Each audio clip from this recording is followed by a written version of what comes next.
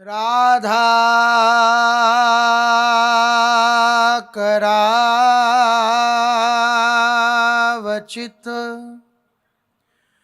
पल्लव वल्लरी के राधा पदांक विलसन मधुर स्थली के राधा यशो मुखरमात खगावली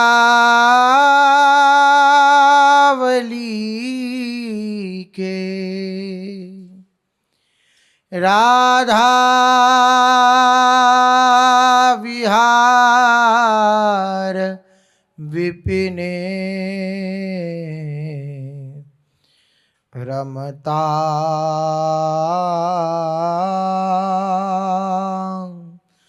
मनो में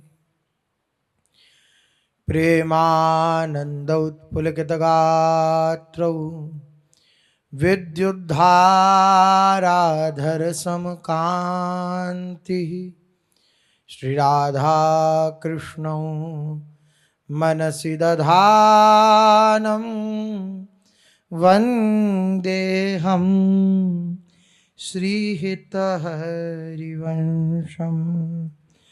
वन्देऽहं श्रीहितहरिवंशम्।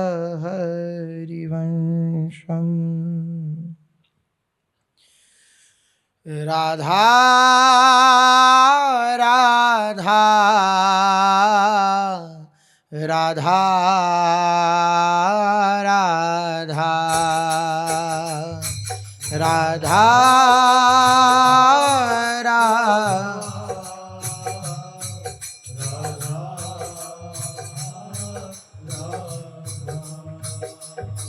राधा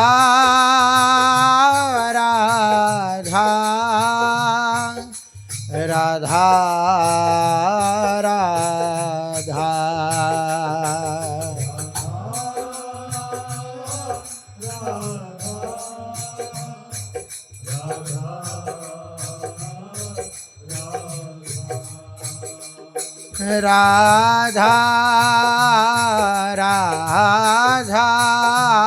राधा राधा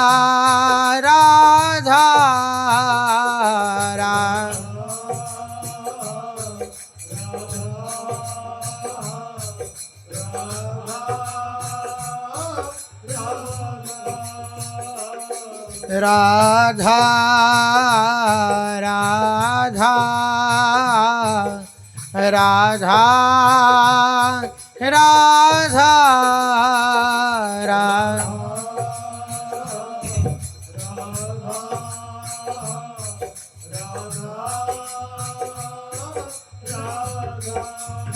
श्री राधा राधा राधा राधा राधा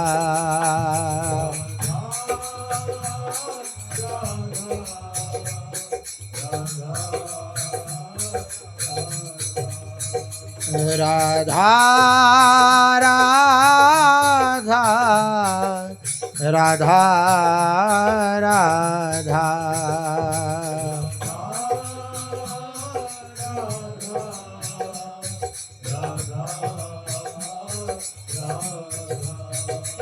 राधा राधा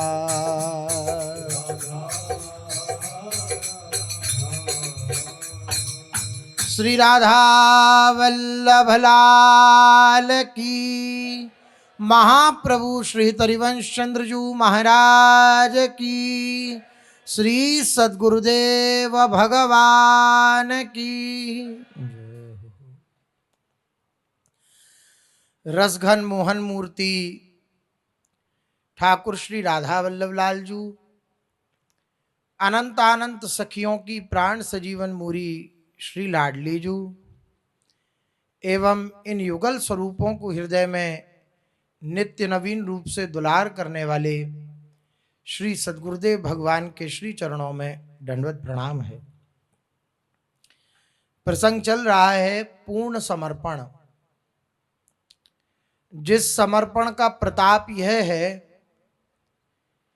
कि जो उपासक इस पूर्ण समर्पण को प्रभु के प्रति कर देता है, फिर उसकी समस्त चिंता, समस्त क्लेश, समस्त अशांति जड़ मूल से नष्ट हो जाती है।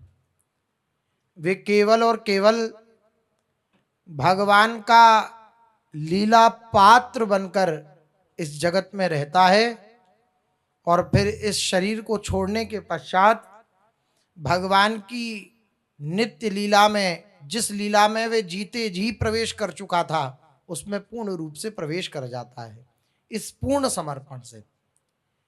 पूर्ण समर्पण अर्थात मेरा मुझ में कुछ नहीं, जो कुछ है सो तोर। यद्यपि अगर देखा जाए तो अपने लोग चोर हैं, दूसरे की वस्तु को अपना कहलाने वाला व्यक्ति क्या कहलाता है? चोर कहलाता है। भगवान की वस्तु है, भगवान की सृष्टि है, भगवान के द्वारा प्रदत्त ये शरीर है, भगवान के द्वारा प्रदत्त ये सब कुछ है और इसको हमने अपना मान लिया। तो अगर ये बात कही जाती है कि समर्पण करना है तो यद्यपि देखा जाए तो उन्हीं का है, लेकिन इसमें जो मेरापन हो गया है कि ये मेरी वस्तु है, इसी बात का समर्पण है। अगर देखा जाए तो वस्तु तो सब कुछ भगवान की है, सब कुछ भगवान का है, लेकिन इसमें जो मैं और मेरापन हमारा हो गया है, अहमता और ममता हमने स्वीकार कर ली है, बस यही बंधन कारक है। जिनकी वस्तु है उनकी वस्तु मानकर, जिनकी वस्तु है उनकी वस्तु मान करके जो जीता है वह उस दिव्य लाभ को प्राप्त कर जाता है जिस लाभ को महापुरुष जनों ने प्राप्त किया। लेकिन होता क्या है कि भगवान की वस्तु अपनी मानकर हम उसे छोड़ना नहीं चाहते और भगवान को पकड़ना नहीं चाहते। यही हमसे बहुत बड़ी त्रुटि हो रही है। भगवान की वस्तु भगवान को समर्पित कर दें। समर्पित का भी भाव क्या है? जो मेरापन था उस मेरेपन को समर्पित कर दें कि मेरी वस्तु नहीं है, त्वदीयम वस्तु गोविंद तुभ्यमेव समर्पित, आपकी ही वस्तु है, मैं आपको समर्पित कर रहा हूं। लाभ क्या होगा? हम सब कुछ समर्पित कर देंगे तो आप विचार करिए कि जब मृत्यु दशा आएगी, मृत्यु आएगी और वह आनी ही है, त्रिकाल सत्य है, तो जब मृत्यु आएगी तो सब कुछ छूटेगा ही। आप दें या ना दें वह छूटेगा ही। लेकिन अगर अभी आप समर्पित कर देंगे, अभी प्रभु के चरणों में सब कुछ समर्पित कर देंगे तो इनाम मिलेगा। क्या मिलेगा? भगवान की प्राप्ति हो जाएगी। छूटना तो है ही। अगर आप नहीं छोड़ेंगे तो काल थप्पड़ मार के छुड़ा लेगा। काल भगवान ऐसे पराक्रमी है कि कितना भी बड़ा कोई, कितना भी सेठ साहूकार राजा महाराजा क्यों ना हुआ हो, काल ने एक थप्पड़ मारा और सब कुछ छुड़ा लिया। जिस सिकंदर के बताया जाता है कि 14 ऊंटों पर उसके तिजोरी की चाबियां चलती थीं, इतना खजाना था 14 ऊंटों पर। लेकिन वह भी जब गया तो सिकंदर जब गया दुनिया से दोनों हाथ खाली थे। ऐसा प्रसिद्ध है ये लोकोक्ति कि जब सिकंदर गया तो उसने अपने जितने भी निज जन थे उनसे कह दिया था, हमारे दोनों हाथ, जो हमारा शव यात्रा हो तो हाथ बाहर निकाल देना। क्यों? लोग देखें कि जिसने इतनी इस संसार को प्रतिकूलता देकर के धन को इकट्ठा किया, संसार को पीड़ा दुख देकर के इस धन को इकट्ठा किया, वह एक सुई भी सिकंदर अपने साथ नहीं ले गए। तो छोड़ना तो है ही, आप नहीं छोड़ेंगे तो समय आएगा, मृत्यु आएगी, सब कुछ छुड़ा देगी, लेकिन वो जबरदस्ती छुड़ाना होगा और आपको उसका कुछ लाभ प्राप्त नहीं होगा, क्योंकि जो छोड़ना है उसके प्रति आसक्ति करने के कारण अनेक प्रकार की यातनाएं आपको सहनी पड़ेंगी, लेकिन अभी प्रभु के समर्पित कर देंगे। अच्छा भाई, ये होता कि हम समर्पित कर दें और पता लगे कि अब हमारे पास कुछ रहा ही नहीं, तो डर है। केवल भाव समर्पित करना है। ये वस्तु अब मेरी थी, ये मैं कह रहा था, फिर भी मैं उपयोग में ले रहा था। ये वस्तु श्री जी की है, अब भी मैं उपयोग में ले रहा हूं, लेकिन भाव परिवर्तन के कारण इसका बंधन नहीं अब मुझे लगेगा। ये अगर कहीं छूट जाए तो मुझे दुख नहीं होगा, और ये अगर मेरे पास बनी रहे तो इस बात का मुझे सुख नहीं होगा, क्योंकि मेरा सुख श्री जी से जुड़ा हुआ है। श्री जी ने इसकी व्यवस्था करी, ये छूट गया, अब दूसरा आ जाएगा। ऐसी प्रत्येक वस्तु, व्यक्ति, परिस्थिति के लिए है। हर प्रकार से जब श्री जी के समर्पित हो जाते हैं, पूर्ण समर्पण हो जाता है, तो किसी भी वस्तु के हानि में या लाभ में हृदय उद्विग्न नहीं होता, हृदय क्षोभित नहीं होता, हृदय क्लेशित नहीं होता। यहाँ छोटी सी वस्तु अगर इधर उधर हो जाए तो मन विचलित हो जाता है। भगवान का हमने भजन किया, ऐसा कर देना था, ऐसा नहीं करना था, ये कर देना था, वो कर देना था, हम 50 प्रश्न करने लगते हैं। क्यों? क्योंकि उससे मेरापन है। प्रभु की वस्तु को मैंने अपना मान लिया, इसलिए मुझे दुख मिल रहा है, पीड़ा मिल रही है, अशांति मिल रही है। प्रभु की वस्तु है, प्रभु कभी भी ले लें।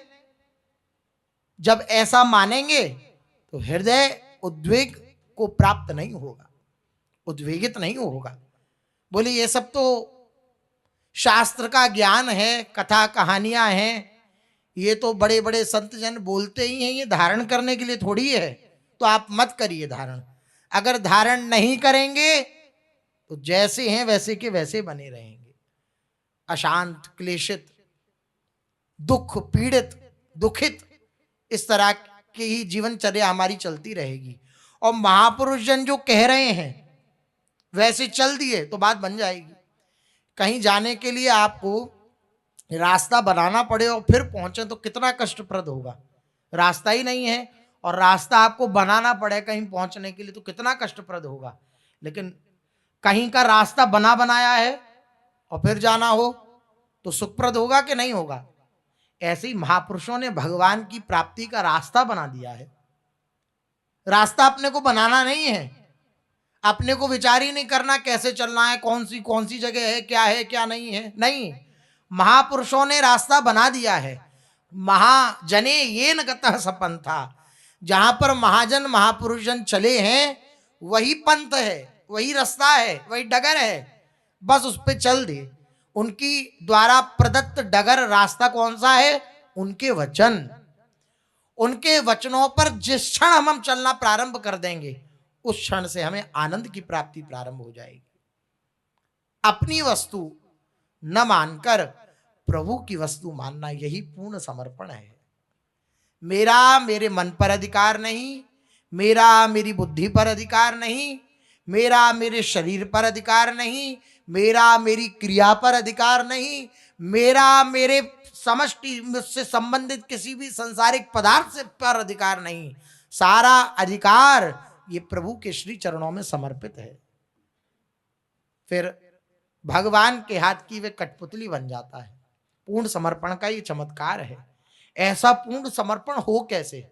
तो अपनी चर्चा चल रही थी 15 साधन, शरणागति के 15 साधन महापुरुषन बतला रहे हैं, जिसमें प्रथम है नित्य निरंतर प्रभु का अनन्य भजन। अनन्य भजन, नित्य निरंतर। अब होता क्या है, जब ये बात सुनी जाती है कि नित्य निरंतर प्रभु का भजन करना है तो मन पहले ही हमें परास्त कर देता है। अरे नित्य निरंतर तो नहीं हो सकता, ये तो नहीं हो सकता। अब जहां आप मन में हाँ मिलाई, मन की बात में हाँ में हाँ मिलाई, बस वो जो नित्य निरंतर की श्रेणी में आपको पहुंचाया जा सकता था महापुरुषों के वचनों के द्वारा, वहां हम परास्त हो गए। नहीं, जितना हो रहा है बस उतना बहुत है, उत्साही खत्म हो गया। पूज्य सदगुरुदेव भगवान कल कह रहे थे, साधक को उत्साहित रहना चाहिए, निरंतर उत्साह। आज इतना जब किया, आज इतना और करेंगे, आज इतना। जो निरंतर उत्साहित रहता है उसको बहुत जल्दी भगवत प्राप्ति होती है, निरंतर उत्साहित। अब ये उत्साह हमारा बिल्कुल परास्त करता है मन। जहां नित्य निरंतर शब्द आया वहां कहता है नहीं, ये नहीं हो सकता। अब चतुरता ना होने के कारण, प्रवीणता ना होने के कारण हम उसकी बातों में आ जाते हैं मन की में, और बस उसकी हाँ में हाँ मिला के कहते हैं हाँ तू ठीक कहता है, नहीं होगा। और बस फिर वही जो प्रपंच हम कर रहे थे उसी को हम करते रहते हैं।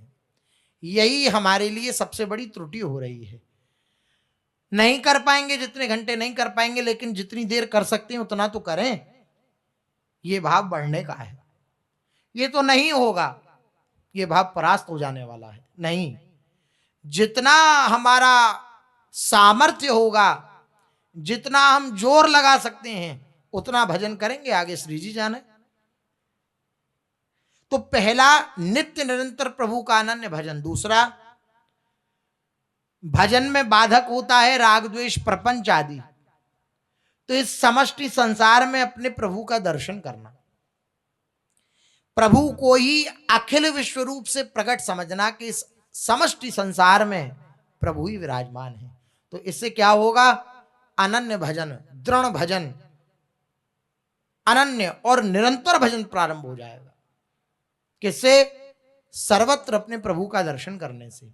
अब तीसरी बात कह रहे हैं, कर्म मात्र में प्रभु की प्रेरणा और शक्ति का कार्य देखना। भजन हो गया, निरंतर भजन। अब उस भजन में बाधा होती है राग द्वेष आदि प्रपंच आदि की, उसके लिए उपाय बतला दिया। अब जो भजन कर रहे हैं उसका अहंकार ना होने पाए, ये ना माना जाए कि ये तो मैं करने वाला हूं। ये भी बड़ी विचित्र दशा है। पहले तो भजन करना कठिन, मन लग जाए भजन में, ये बड़े सौभाग्य की बात। और कहीं भगवान की कृपा से मन लग जाए तो भजन को बचाना कठिन। क्योंकि जब भजन बढ़ता है ना तो एक गुदगुदी होती है अंदर, मैं इतना बड़ा भजनानंदी। और जहां किसी ने मेरे प्रति प्रतिकूलता करी तो बंक दृष्टि होती, तू जानता नहीं मैं कौन हूं। तो भजन करना कठिन और करके बचाना कठिन। ये क्रोध आदि, काम क्रोध लोभ आदि, ये जो विकार हैं, ये भजन को बचाने नहीं देते, नष्ट कर देते हैं। उड़िया बाबा कहते हैं अगर एक बार कस के क्रोध कर लिया तो भजन नष्ट हो जाता है, अर्थात भजन का जो प्रभाव है वह नष्ट हो जाता है। एक बार कस के क्रोध कर लिया। अब हम तो कितना क्रोध करते हैं। तो ऐसे भजन को बचाना कठिन है, करना कठिन है। पहली बात तो होता नहीं, और थोड़ा मोड़ा जो हो तो क्रोध आदि करके और राग द्वेष आदि चिंतन करके और एक दूसरे की निंदा करके हम उसको भजन के प्रभाव को नष्ट कर देते हैं। बचाना कठिन। और कहीं भगवान की कृपा हो जाए, बहुत ईमानदार साधक है, न किसी से बोलता न किसी से वार्ता करता, अंदर से भी बहुत सावधान रहता है, किसी के प्रति कोई दोष दर्शन ना हो, कुछ ना हो, तो तीसरी बात अहंकार आड़े आ जाता है। मैं इतना भजनानंदी, मैं इतना भजन करता हूं। ये अहंकार सारे भजन के प्रभाव को चौपट कर देता है। अहंकार, मेरे से जो कुछ हो रहा है वो मेरे प्रभु की कृपा से हो रहा है, ये बात मानना। तो फिर भजन बढ़ता चला जाएगा, वरना बाधा उत्पन्न हो जाएगी। अहंकार ये भजन में बाधा उत्पन्न कर देता है, रोक देता है भजन को। निरंतर भजन करने के लिए अहंकार का समर्पण आवश्यक है। मेरे द्वारा नहीं हो रहा, अगर मैं राधा एक बार भी कह रहा हूं तो ये लाडली जी की कृपा है, ये किशोरी जी की कृपा है कि मेरे मुख से राधा राधा उच्चारण हो रहा है। मैं वृंदावन में रह रहा हूं तो श्री किशोरी जी की कृपा है। अगर संतों का, रसिकों का समागम प्राप्त हो रहा है तो ये किशोरी जी की कृपा है, ये लाडली जी की कृपा है। इस कृपा का बार बार स्मरण करके अहंकार रहित हुआ जा सकता है। ऐसी स्थिति में अगर उस उपासक से कोई किसी प्रकार की अवहेलनात्मक बात भी कर देता है ना कि तू तो नीच है, तू तो पापी है, तू तो ऐसा है, तो वो दैन्य है। वो अंदर से सोचता है कि हाँ लाडली जू, मैं ऐसा ही हूँ, वो तो आपकी कृपा है कि अपनी गोदी में आप मुझे लिए हुए हो, वरना मैं हूं तो ऐसा ही। वे लड़ता झगड़ता नहीं, वे क्रोध नहीं प्रकट करता, वे दैन्य हो जाता है। बहुत से बहुत अगर उसे सहन नहीं होता तो रो पड़ता है श्री जी के आगे, बस इससे अधिक कुछ नहीं होता। जहां रोया तो लाडली जू अपनी करुणा कृपा से ऐसे सूत्र उसके हृदय में प्रकट कर देती हैं कि वे आनंदित हो उठता है। उसका जीवन केवल किशोरी जी होती है, उसका सुख केवल किशोरी जी होती है। ऐसे जीवन की कल्पना करनी चाहिए, कैसा वो जीवन होता होगा जो पूर्ण समर्पित होता होगा लाडली जू के। ना किसी से, ना काऊ से बोलवो, ना कोई व्यवहार, अपनी कुंवर किशोरी। ये तभी हो सकता है जब ये अपनापन हो। अपनी कुंवर किशोरी को जियत निहार निहार, मेरी किशोरी जू, मेरी लाडली जू, बस उनको देख देख कर जी रहे हैं। निरख निरख सोई जीवन जीजे, निरख निरख कर अपने जीवन को धारण किए हुए हैं। इस स्थिति की कल्पना करनी चाहिए, इस स्थिति को प्राप्त करने की हृदय में लालसा होनी चाहिए। लाडली जू मेरी रहे, कहीं दृष्टि ना जाए, किसी प्रपंच में दृष्टि ना जाए।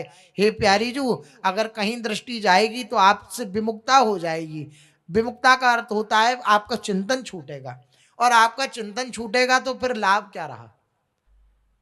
ये सब आपने कृपा करी, इस सब का लाभ क्या रहा? हे लाडली जू, आप कृपा करो, आप प्यारी लगो, ऐसी भावना उसकी होती है। वे देखता है उपासक जो अनन्य भजन, निरंतर भजन करने में तल्लीन है। तीसरी बात, कर्म मात्र में, अपने ही नहीं, जो कुछ भी कहीं भी हो रहा है उसको वो प्रभु की प्रेरणा समझता है। किसी ने माला पहनाई तो वे देख रहा है कि इसके हृदय में बैठ करके प्रभु ऐसा कर रहे हैं, और किसी ने थप्पड़ मारा तो वह ये विचार करता है कि ये इसके हृदय में बैठ करके प्रभु कर रहे हैं। ऐसे महापुरुषों की स्थिति परमहंस स्थिति होती है। एक कोई शराबी था, उसने एक संत को खूब मारा और लहू लुहान कर दिया। अब वो अपने आनंद में मस्त थे, गिर पड़े। एक डॉक्टर वहां से गुजर रहा था, उसने अपनी गाड़ी में उन महात्मा जी को लिटाया और हॉस्पिटल ले गया कि बड़ा कष्ट मिला इन्हें, तो इनकी औषधि करवा दी जाए। स्वयं ही डॉक्टर था, गया, जा करके उसने पूरी औषधि करी उन महात्मा जी की। महात्मा जी को होश आया। महात्मा जी को होश आया तो डॉक्टर बढ़िया हल्दी का गरम गरम दूध लेकर के उनके पास आया। आपको बड़ा कष्ट हुआ है, लीजिए दूध पीजिए। किसने किया आपके साथ, आपको पता है? कुछ याद है आपको? किसने आपके साथ ये सब घटनाएं करी, आपको कुछ स्मृति है? हंसने लगे संत जी। वे संत महात्मा जो थे वे हंसने लगे। अब तो डॉक्टर बड़ा, क्या आप बताइए, जो प्रश्न मैं कर रहा हूं आप हंस रहे हैं, क्या कारण है? बोले पहले तुम ही मारते हो, अब तुम ही गरम गरम दूध ला रहे हो। अब तो वो भैया कि हम तो तुम्हें बचाने के लिए यहाँ लेके आए और हॉस्पिटल में भर्ती किया, और तुम कह रहे हो कि आप तो हमें ही फंसा रहे हो। तो फिर एक सत्संगी थे, उन्होंने कहा ये अपनी भावना में बात कर रहे हैं। भावना अर्थात वही एक परम तत्व है। मेरे साथ अगर किसी प्रकार की कोई अभिलनात्मक क्रिया हो रही है तो वही परम तत्व है उसके पीछे, और प्रेरक रघुवंश विभूषण। इसके हृदय में, सामने वाले के हृदय में बैठ करके वे परम ईश्वर ही जिसकी मैं शरण हूं, वही ये करा रहा है मेरे अहंकार को चेक करने के लिए। सामने से अगर गाली आई और हमने भी फिर इधर से दे दी दो गालियां और बढ़ा करके, तो फेल हो गए। सामने से आई और हम पहचान गए, नाथ नाथ आप ही हो, आप ही हो, आप ही हो, अंदर से आप ही हो प्यारे, बस आनंदित हो गए, अपनी स्थिति से हम उठ गए। जिनकी हम शरण हैं वही प्रतिकूलता भेजते हैं, कोई और नहीं है। और अधिक बात, वही प्रतिकूलता स्वरूप से स्वयं आते हैं। क्यों आते हैं भाई? हम उनकी शरण में, हमें तो खूब लड्डू पेड़ा खाने चाहिए, बस इससे अलावा कुछ नहीं, हमें कसैला कड़वा नहीं मिलना चाहिए। अरे हम प्रभु की शरण है, हमें तो बढ़िया लड्डू पेड़ा रबड़ी बर्फी यही मिलना चाहिए। नहीं नहीं नहीं, वे परम चतुर शिरोमणि अपने चेले को कच्चा नहीं छोड़ते, उसके अहंकार को ऐसे बना देते हैं जैसे कुम्हार अपनी मिट्टी को बनाता है ना, एक भी रेशा ना रह जाए, एक भी कंकड़ ना रह जाए, क्योंकि एक भी कंकड़ अगर एक भी रेशा रह गया कठोर, तो वह वहीं से मटकी को फोड़ दे दिया जाएगा, वह मटकी फूट जाएगी उसी जगह से। इसलिए प्रभु ऐसी लीला करते हैं, ऐसी लीला करते हैं कि अहंकार एकदम चकनाचूर हो जाता है। अंदर अंदर लगेगा नहीं हमारा तो हो गया, नहीं अभी नहीं हुआ। जब होता है ना, तब उस स्थिति में भगवत साक्षात्कार हो जाता है। अहंकार का समर्पण ही भगवत साक्षात्कार है। जहां अहंकार का विलय हुआ प्रभु के श्री चरणों में, ये शुद्ध अहंकार जागृत हुआ, मैं लाडलीजू की दासी, बस अनुभव हो गया। ये अहंकार बहुत ऊंचाई तक पिंड नहीं छोड़ता।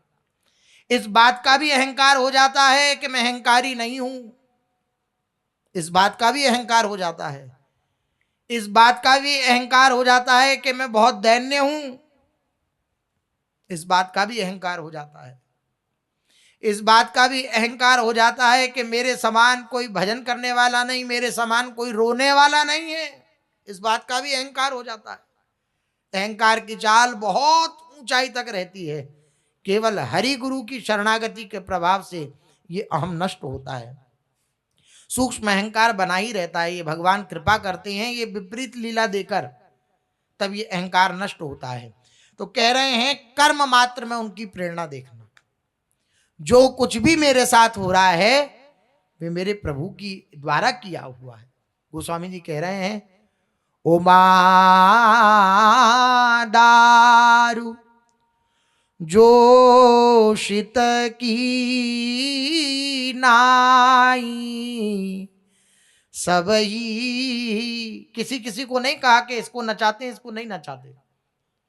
वे कह रहे हैं गोसाई जी सब ही नचावत राम गुसाई, उमा दारू जोशित की नाई। भगवान शंकर के वचन में कह रहे हैं माता पार्वती से, हे उमा, दारू जोशित, जैसे कठपुतली, कठपुतली को नचाने वाला जैसे कठपुतली को नचाता रहता है, ऐसे इस समष्टि संसार को भगवान नचा रहे हैं। किसी पर्टिकुलर एक व्यक्ति को नहीं, इतने व्यक्ति को नहीं, सबको, सबको नचा रहे हैं। तो अगर सामने से फूलों की वर्षा हुई तो वो मेरे प्रभु का मंगल विधान है, और सामने से अगर गारियों की वर्षा हुई तो भी मेरे प्रभु के द्वारा किया हुआ है। इसलिए महापुरुषों की स्थिति जो होती है उसको संसारी नहीं समझ सकते। संसारी की दृष्टि में मान है, संसारी की दृष्टि में अपमान है। जहां मान होगा वो वह जाना पसंद करेगा, जहां अपमान होगा वो जाना पसंद नहीं करेगा। संसारी की दृष्टि है। लेकिन उपासक की जो दृढ़ता के साथ चल रहा है, या महापुरुषों की दृष्टि जो है, वो ये देखते हैं कि अगर अपमान मिलेगा तो वो मेरे लिए अमृत है, जहां मान मिलेगा वो मेरे लिए विष के समान है। ये उनकी स्थिति होती है। और इससे भी उत्तम स्थिति होती है, वो मान अपमान में समान स्थिति लिए रहते। मान हुआ तो जय जय, अपमान हुआ तो जय जय। ये स्थिति सर्वत्र ये देखना कि ये प्रभु की इच्छा से कर रहा है जो कुछ कर रहा है। बहुत पीछे भी एक बार निवेदन किया था, बहुत प्यारा एक छोटा सा सूत्र है। कुछ भी हो हमारे जीवन में जिससे हम विचलित हों, बस अंदर से ये मन को पढ़ाइएगा एक शब्द, ये मेरे लिए जरूरी है। ये इतना वाक्य जो है ये इतना प्रिय है, इतना अद्भुत है, तुरंत चमत्कार करने वाला, ये मेरे लिए जरूरी है। कुछ भी हुआ जीवन में ये मेरे लिए जरूरी है, क्योंकि मैं प्रभु की शरण में हूं। कुछ भी ऐसा नहीं आ सकता हमारे जीवन में, आप सच मानिए, जो हमारे मार्ग में बाधा उत्पन्न कर दे। हां, आपकी मान्यता बाधा उत्पन्न कर सकती है। आपने अगर किसी भी विधान में अपनी टांग अड़ाई, अपनी मान्यता, अपने प्रश्न खड़े किए तो बाधा उत्पन्न हो सकती है, अन्यथा सीधा सीधा स्वीकार करते चले गए तो आप अनाथ नहीं हैं। नाथ अनाथन हित समर्थ मोहन श्री राधा। श्री राधा मोहन जी हमारे स्वामी हैं, उनके संरक्षण में हो रहा है जो कुछ हो रहा है। इसलिए जो भी परिस्थिति आए अंदर से ये बात स्वीकार करिए, मेरे लिए जरूरी है, यह आवश्यक है, मेरे लिए ये होना चाहिए था मेरे साथ। तो आप देखेंगे वह परिस्थिति का जो उद्वेग था, वेग था, सुखप्रद या दुखप्रद, वो आपके हृदय को क्षुभित नहीं कर पाएगा। अगले क्षण मन फिर दुखी करने लगे, फिर उसी को ये समझाएंगे मेरे लिए जरूरी था। आह, अद्भुत आनंद प्राप्त होगा। सर्वत्र ये देखना, ये मेरे प्रभु की इच्छा थी, इसके द्वारा ये हुआ, ये मेरे प्रभु की इच्छा थी, ये मेरे प्रभु चाहते हैं इसलिए हो रहा है, ऐसा हृदय से मानना। क्योंकि उमादार जोशित की नाई, सबई नचावत राम गोसाई। भगवान शंकर का और बहुत बड़ा प्रिय वाक्य है रामचरितमानस में। गोस्वामी जी ने लिखा, बोले बिहसी महेश तब, ज्ञानी मूढ़ न कोय, जेहि जस रघुपति करहि जब, सो तस तेहि छिन होए। अद्भुत बात। भगवान शंकर मानो अपना हृदय बिछा रहे हैं, अपना हृदय खोल के रख रहे हैं इस बात में। भगवान शंकर कह रहे हैं ना कोई ज्ञानी है और ना कोई मूढ़ है, ना कोई मूर्ख है और ना कोई ज्ञानी है। तो बोले फिर ये ज्ञानी कोई दिखाई दे रहा है, कोई मूर्खता प्रदर्शित करता हुआ दिखाई दे रहा है, ये क्या है? बोले श्री रघुनाथ जी जिस समय जिसमें जैसी चाबी भर देते हैं वो वैसा हो जाता है। जय ही जस रघुपति करहि जब, रघुपति अर्थात श्री भगवान जिसको जिस समय जैसा कर देते हैं वो वैसा हो जाता है। कुछ भी हो रहा है वो मेरे प्रभु की इच्छा। जितनी चाबी भरी राम ने उतना नचे खिलौना, हमने सुना होगा ये गीत, जितनी चाबी भरी राम ने उतना नचे खिलौना। जितनी चाबी भर दी है उतना ये खिलौना नाचेगा ही, चाहे ये खिलौना और चाहे ये खिलौना। भगवान की इच्छा के विरुद्ध नहीं हो सकता। और जब आप इस स्थिति में आएंगे तो आपसे शास्त्र विरुद्ध कार्य नहीं होगा। क्यों नहीं होगा? क्योंकि भगवान की इच्छा से शास्त्र विरुद्ध कार्य नहीं होता। शास्त्र विरुद्ध कार्य प्रकृति के संबंध से होता है, जड़ के संबंध से होता है। भगवान के संबंध से शास्त्र विरुद्ध कार्य नहीं होता। ये स्थिति जब आएगी अंदर से तो उसका प्रत्येक क्रिया उस उपासक की संसार का मंगल करने वाली होगी। दर्शन में भले ही वे क्रिया हमें अजीब लगे, लेकिन उसकी प्रत्येक क्रिया उस उपासक की संसार का मंगल करने वाली होगी, जिसने ये बात मान ली है कि मेरे द्वारा जो कुछ हो रहा है वो भगवान की कृपा से, भगवान के द्वारा प्रेरित हो रहा है। ये खिलौना भी भगवान की सृष्टि रूपी खिलौना जो है ये भी उनकी इच्छा से चल रहा है और ये खिलौना भी उनकी इच्छा से चल रहा है। बहुत बढ़िया बात उन्होंने कही। बोले किसी प्रकार का कोई अगर ये बात सोचे कि ये मेरे द्वारा कार्य नहीं हुआ तो ये उसकी मूढ़ता है। भगवान को जिसके द्वारा जितना कार्य लेना होता है वो ले ही लेते हैं। असफलता नाम की कोई वस्तु नहीं होती। बड़ी अद्भुत वाक्य है। असफलता नाम का कोई शब्द नहीं होता। असफलता हमारी मान्यता है। भगवान को जिसके द्वारा जितना कराना है वे करा लेते हैं।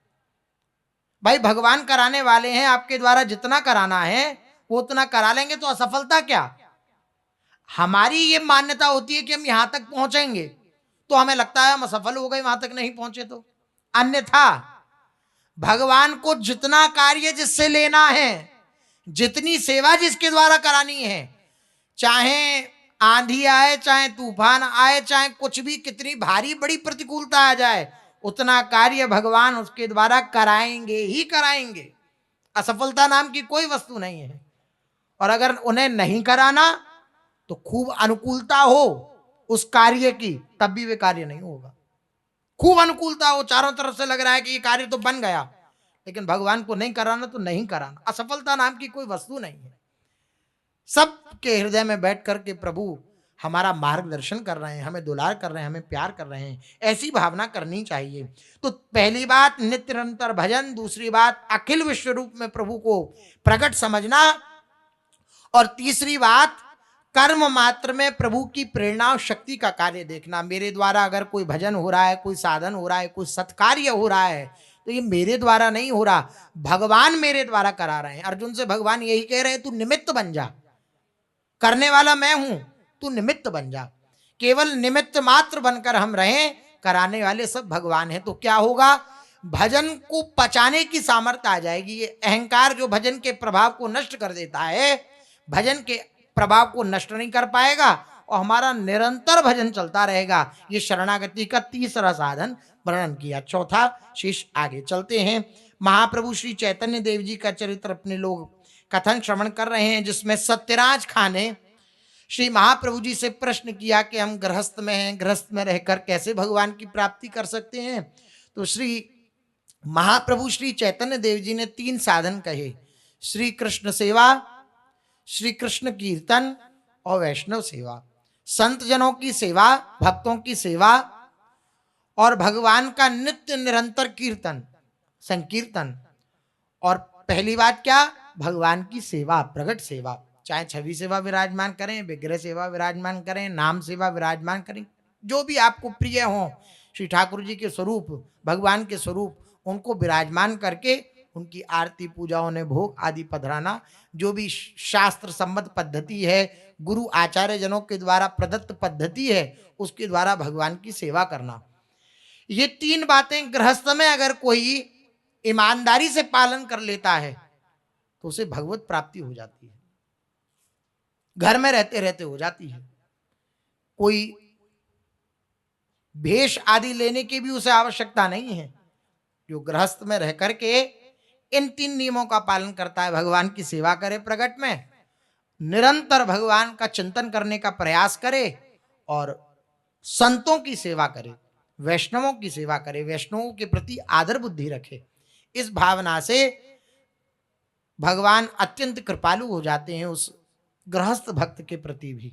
वैष्णव कौन, ये प्रश्न किया तो उत्तर में महाप्रभु जी ने कहा, एक बार भी जो श्री कृष्ण नाम ले ले, एक बार भी जो भगवान नाम ले ले, वो वैष्णव है। देखिए यही स्थिति श्री तुलसीदास जी महाराज की, वे कह रहे हैं, जाके मुख से धोके ऊ निकसत राम, ताके पग की पग तली मेरे तन को चाम। अगर किसी के मुख से धोखे से निकल गया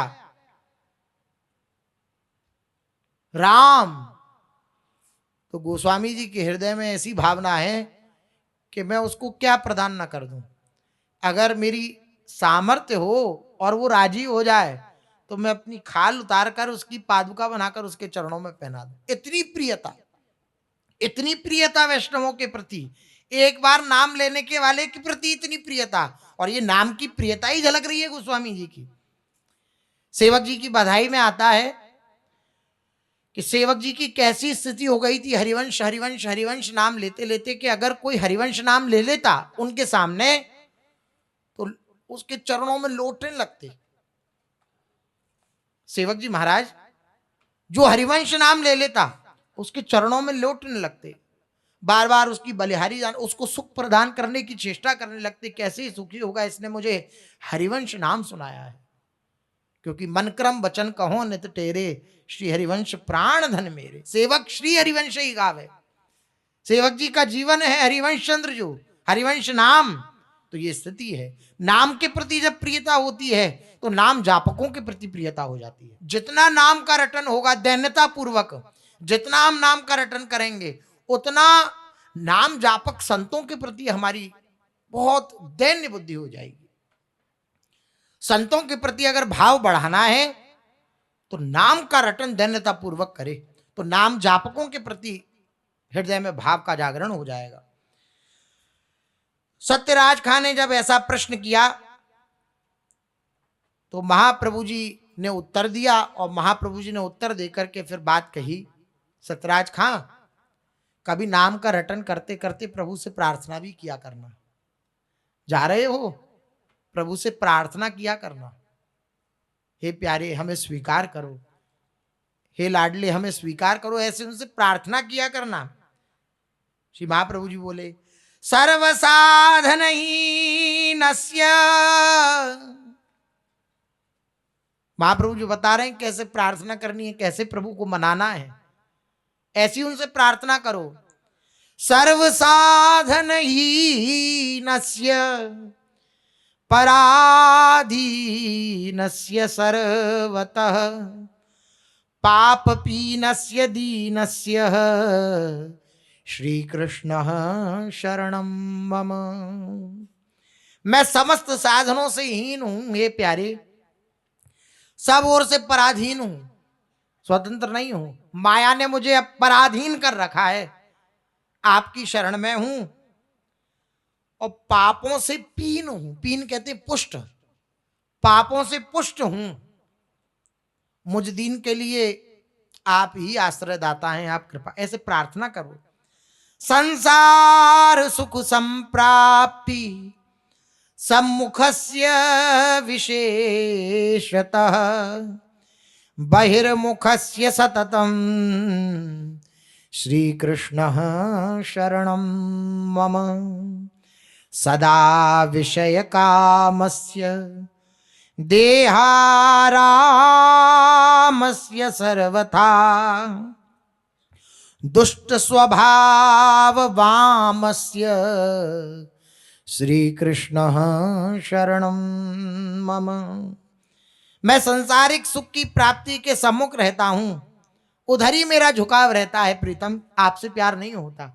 संसार की जितने भी ये लोक की वस्तुएं हैं उनके प्रति ही मेरा झुकाव रहता है, उसी के लिए मैं सदा यत्नशील रहता हूं। अतएव अंतर्मुख न होकर विशेषतः बहिर्मुख ही बना रहता हूं। ऐसी दुरावस्था में पड़े हुए मुझ दीन के लिए आपकी शरण ही एकमात्र सहारा है, आप कृपा करिए।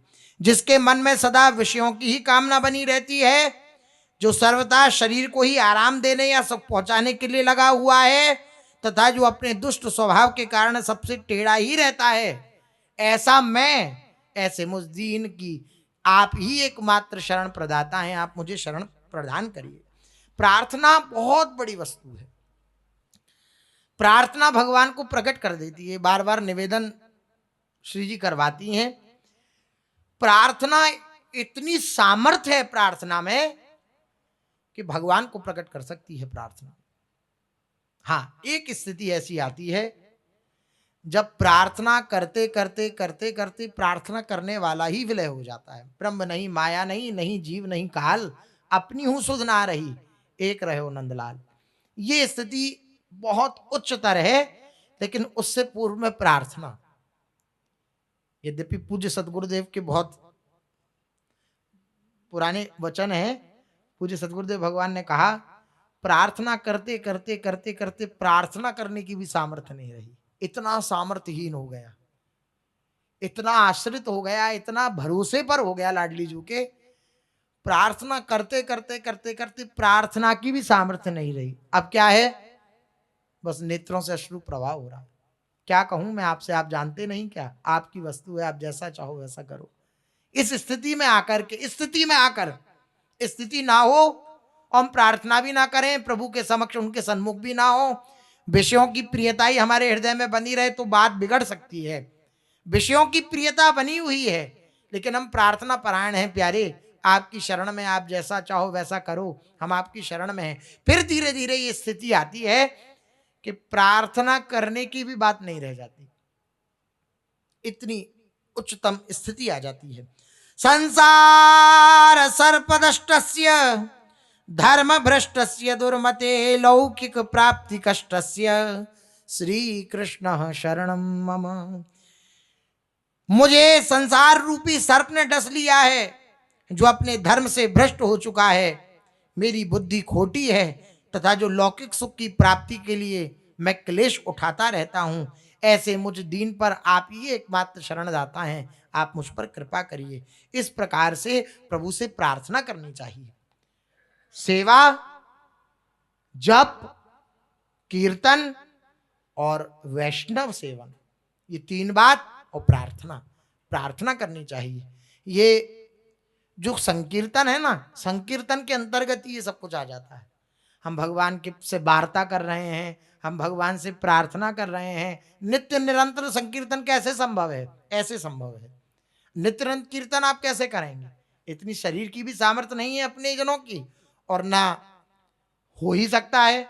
आप जहाँ रहते हैं, जिस अवस्था में रहते हैं, ऐसे भी जन हैं जहाँ 10 जने और रहते हैं, वहां कैसे नित्य निरंतर कीर्तन होगा? अंदर से चल रहा है। कभी भगवान को पुकार रहा है, कभी भगवान की याद में रो रहा है, कभी उत्साहित है कि मुझे श्री जी ने स्वीकार किया, कभी आनंदित है मैं लाडली जू का हूं, कभी इस बात में भावना में भावित हो गया, भावुक हो गया, लाडली जू ने स्वीकार किया तो रोने लगा, कभी मुझ जैसे कुछ श्री किशोरी, इस प्रकार की भावना शरणागत के हृदय में आती रहती हैं, और वे नित्य निरंतर प्रभु में इस प्रकार से लगा रहता है, इस प्रकार से तत्पर रहता है। ये बात श्री महाप्रभु जी ने सत्यराज कहां से कही? कुलीन ग्राम वासियों को संतुष्ट करके फिर महाप्रभु खंड ग्राम वासियों की ओर देखने लगे, क्योंकि अनेक प्रांतों के जन आए थे जगन्नाथपुरी में। तो श्री महाप्रभु जी अब सबको विदा कर रहे हैं, तो सबको संतुष्ट करके विदा कर रहे हैं। खंड ग्राम वासियों की ओर श्री महाप्रभु जी ने देखा, उनमें मुकुंद दत्त, रघुनंदन, ये दोनों पिता पुत्र और नरहरि, ये ही 3 मुख्य जन थे।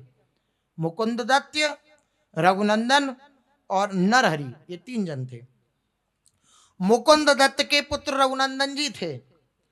असल में रघुनंदन जी ही भगवत भक्त थे। पुत्र के संग से पिता को भक्ति लाभ हुआ था। रघुनंदन जी भक्त थे, तो पुत्र के संग से पिता को भक्ति लाभ हुआ श्री मुकुंद दत्त जी को। इसी बात को सोचकर हंसते हुए प्रभु ने उनसे जिज्ञासा करी। महाप्रभु जी ने उनसे हंसते हुए कहा, भाई मैं ये जानना चाहता हूं कि तुम दोनों में पिता कौन है और पुत्र कौन है, ये बताओ। हमें तो समझ में ही नहीं आता, क्योंकि रघुनंदन जी जो पुत्र हैं, तो मुकुंद दत्त जी बड़े उनके प्रति नम्र भाव से रहते, यद्यपि पिता हैं लेकिन फिर भी विनम्र भाव से रहते कि जिस स्थिति को इन्होंने प्राप्त किया और जहां मुझे लगा दिया है, ये मैं कभी प्राप्त नहीं कर सकता था। तो बड़े विनम्र और नम्र और बड़ा दैन्य भाव और बड़ा सम्माननीय भाव अपने पुत्र के प्रति रहता था। यही बुद्धिमत्ता है, यही बुद्धिमानी भी है। प्रभु के ऐसे प्रश्न को सुनकर गंभीर वाणी में अमानी मुकुंद दत्त, देखिए शब्द क्या कहा गया, अमानी मुकुंद दत्त। बिल्कुल ऐसा नहीं कि मैं पिता हूं, मैं कैसे कह दूं कि बेटे की कृपा से ऐसा हुआ, नहीं नहीं। अमानी मुकुंद दत्त जी ने कहा, प्रभु यथार्थ में पिता तो रघुनंदन ही हैं, मेरे को तो बस उन्होंने कृपा करके अपना पिता स्वीकार किया है, वरना यथार्थ में मेरे पिता तो रघुनंदन। अपने पुत्र से ऐसा कह रहे हैं, पुत्र के प्रति। इस शरीर के संबंध में इनका पिता भले ही हूं, किंतु मुझे श्री कृष्ण भक्ति तो इन्हीं से प्राप्त हुई है, इन्हीं के अनुग्रह से मेरा पुनर्जन्म हुआ है। देखिए कैसी विवेक शक्ति है।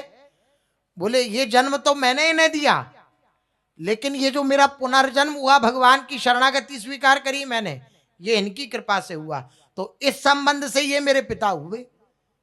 ऐसा मुकुंद दत्त जी बोले अपने पुत्र रघुनंदन के प्रति। इसलिए सच्चे पिता तो यही हैं।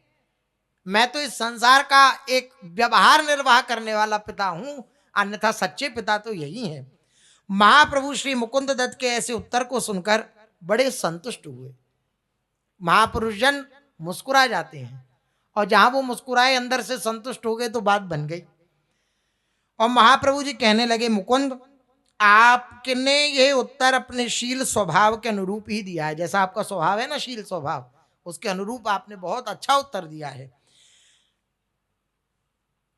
भगवत भक्त को भक्ति प्रदान करने वाला महापुरुष में ऐसी ही भावना रखनी चाहिए। ऐसा नहीं रहना चाहिए कि ये तो अभी 10 वर्ष का है, 20 वर्ष का है, अभी हमारे सामने ये है ही क्या।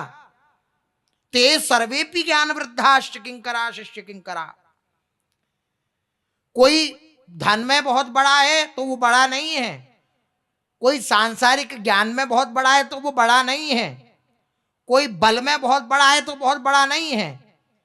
जो भागवतिक ज्ञान में, जो भक्ति में बड़ा है, वही सबसे बड़ा है। ते सर्वेपि ज्ञान वृद्धाश्च, जो ज्ञान वृद्ध है वो सबसे बड़ा है। देखिए सुखदेव जी महाराज की आयु 16 वर्ष की है, लेकिन जब परीक्षित जी को कथा सुनाने के लिए श्री सुखदेव जी महाराज पधारे दिगंबर अवस्था, तो उनके बाबा, परबाबा, पिताजी सब बैठे हैं वहां पे, लेकिन सुखदेव जी के आते ही सब खड़े हो गए, अपने अपने स्थान से सब खड़े हो गए। क्यों?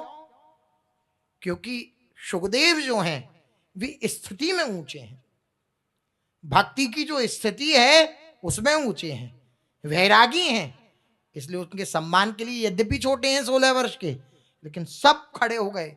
बड़े बड़े बूढ़े, हजारों हजारों कल्पों कल्पों की जिनकी आयु है, वो सब महापुरुष जन खड़े हो गए श्री सुखदेव जी के आने पर। भागवत में वर्णन है। तो ज्ञान व्रत जो है, भक्ति व्रत जो है, वो सबसे बड़ा है। यही बात श्री महाप्रभु जी ने कही कि ऐसे महापुरुषों के प्रति जो भगवत भक्ति प्रदान करते हैं, उनके प्रति ऐसी ही भावना रखनी चाहिए जैसी तुम्हारी है। मुकुंद दत्त से प्रसन्न हुए। महाप्रभु जी बोले, फिर चाहे वे अवस्था में, संबंध में, कुल में, जाति में, विद्या में अथवा मान में अपने से छोटा ही क्यों ना हो, लेकिन फिर भी उसका सम्मान करना चाहिए। हमारे पूज्य सदगुरुदेव भगवान कहते हैं कि श्री जी चाहे आपने आज विराजमान करी हो और चाहे 100 वर्ष पुरानी हो, श्री जी हैं।